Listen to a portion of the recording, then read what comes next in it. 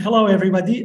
It is such a great pleasure to be here today. I'm so excited to share with you some results and some update about the project that we're having with AgriFutures. So essentially, the project is about essential oil and gut function, putting it simply. So let's get into it. Well, we're talking about poultry production system. So in our poultry production system, there are three main aspects that we have to take into account all the time. So profitability, animal welfare, and sustainability. So this is how I have sort of categorized everything in three simple categories, but I hope that I haven't missed anything. Sort of everything that matters to us and to our industry can actually somehow fit into these three categories. So if you are a researcher, well, the main question for you is really how do you want to channel your activities and your research in such a way that you can actually touch on each and every one of these aspects, and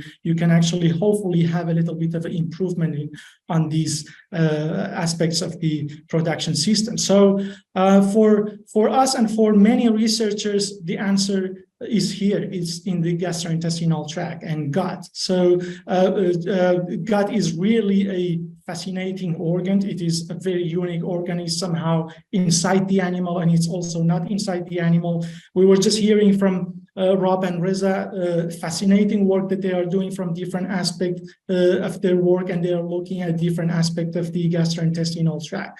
So here I'm just gonna refresh you a little bit quickly on some interesting features of gastrointestinal tract. So the first one is simply a surface area. So if I ask, for example, what is the main surface area in an animal's body, probably most people would say skin. But in fact, in human, for example, the surface area in the gastrointestinal tract is almost 16 times more than the surface area in the skin. And that creates and provides a tremendous surface area for the biological system to be able to interact with the surrounding environment.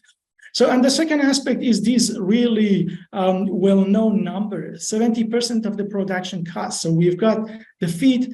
If you are a producer or a farmer, literally 70% of what you're investing goes to the gastrointestinal tract. So that's a huge number. So you do want to have a functional gut, basically.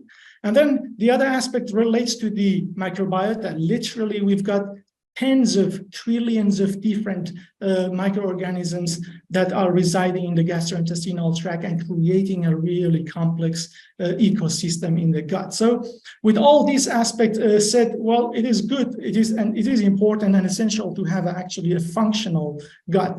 And what do I mean by functional gut and gut function? Well, it is, putting it simply, it's just a equilibrium and a balance between three main components, which are feed, gut, and microbiome. So if we're able to create a nice harmony between these three main components, hopefully we're having a functional gut. And that functional gut can actually help us to contribute to each and every one of those aspects that I was mentioning previously in my first slide. So now, what do we do with this concept? Well, in this project specifically, we're trying to implement this concept at different stages of the production system that we're having, including breeder, embryonic period, early and late post-hatching period. And the tool that we're using here is phytogenics, particularly plant essential oils, for some interesting characteristics that they have: antimicrobial, antioxidant,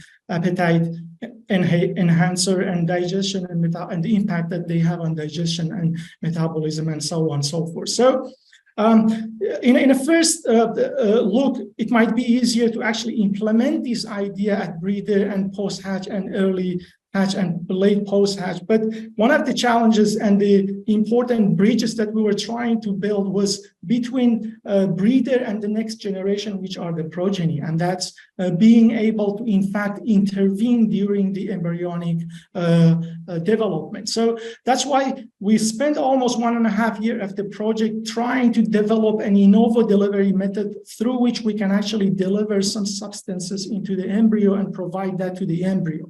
So Initially, we had to, in order to be able to develop a reliable and repeatable in vivo delivery method, we had to really answer some basic and fundamental questions, but very important questions that we needed for that in vivo delivery method. So questions like day of injection, site, pH, volume, concentration, the use of emulsifier for your oils or not. So these are the basic questions. So for each and every one of these questions, we had to run 1 or 2 experiments to be able to actually come up with a reasonable answer. So, and then I'm not going to obviously go through all those experiments and explain it to you. There is a series of abstracts that we have been publishing, and if you're interested, you can go and find more details. But here I have just put them all in a very small nutshell. So when it comes to day of injection, we found that day 12 and day 17.5, they are the probably best candidates for injection because of not having any negative impact on hatchabilities, on embryonic development, on chick quality, and so on and so forth, and all the parameters that we were measuring. And also site of injection, amnion and yolk would be a good candidate. Even though yolk, there might be some technical difficulties for some reasons. So, and then pH up to 6.5, not more than 6.5, and then volume of injection, we didn't see any impact. Concentration of injection, well, obviously that depends on the type of oil that you're using, but please don't go above 10 microliter per egg. So, and then of course we've got use of emulsifiers. Some of the oil, we do know that they have lipophilic properties. So in order to have actually a homogeneous solution to be able to inject, we needed to use emulsifier as well. So now that we have this reliable and repeatable method of delivery, what we did, one of the first work that we did was trying to systematically test and screen a large number of essential oils. So we selected almost 27 different essential oil from the literature, and those 27 essential oil already have shown some indication of improvement in the gastrointestinal tract. And then we injected this oil into the egg, and we actually studied how they are impacting the hatchability, embryonic development and chick quality. So as you see, some of these oils have shown a negative impact on the hatchability. So these are the oils that will be discarded from the list. And then, of course, the one that have no negative impact, we're going to take them to the next screening level, which is, in fact, now that they don't have a negative impact, are they having a positive impact on the functionality of gut? And then what I mean by functionality of gut is different aspects of the gut, including gut integrity, immune system, and digestion and metabolism. So we selected a few biomarkers of these different aspects of gut function, and we try to see how different oils are affecting these biomarkers in the gastrointestinal tract of hatchlings. So, all right, so, and then here is just a bit of a preliminary data. So these data are really new. I haven't got a chance to finalize the analysis.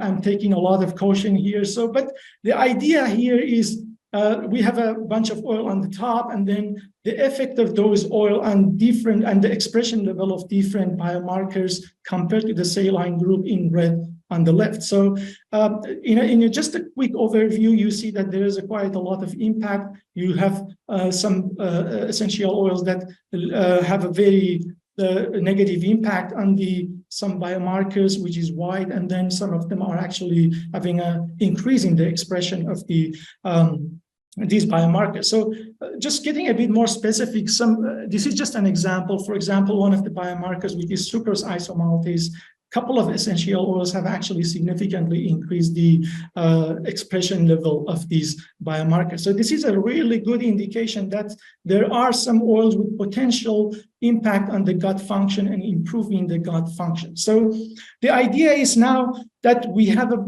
short listed of oil, what can we do with these oils? So one of the ideas, which is an experiment that we're developing right now, is being able to actually inject some of this oil alongside with the Marek disease vaccine, because we know that Marek disease vaccine is already commercially being injected into the egg in order to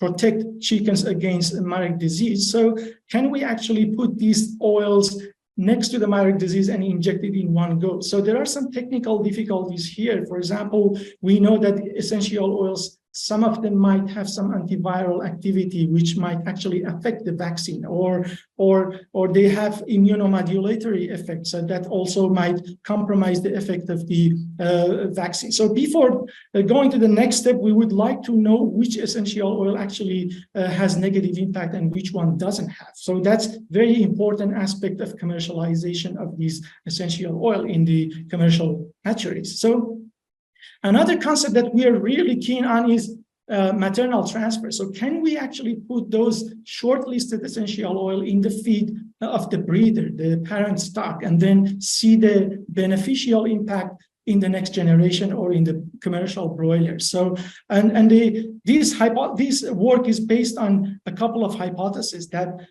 there could be some maternal effect or epigenetic mechanisms that are involved that will have a beneficial impact on the progeny, or it could be simply a transfer of some of the main compound of these essential oil through the biological tissues such as blood and getting into the reproductive system while the embryo is being developed in the reproductive system. So hopefully by the end of this year, we will have answers to all these questions. So at the end, I would just like to do a bit of an advertisement on the open position. If any of these aspects of the work is interesting to you, there's an open position. Some of mainly related to some of these concepts, of course, in a different project with a different context. If you're interested, please feel free to contact Eugenics. And at the end, I would like to thank AgriFutures and Delacon for great support, and also some PhD students in our group, Mila and Asad, for great help in the project. So with that, I will conclude the presentation. I'm happy to take any question. Thank you.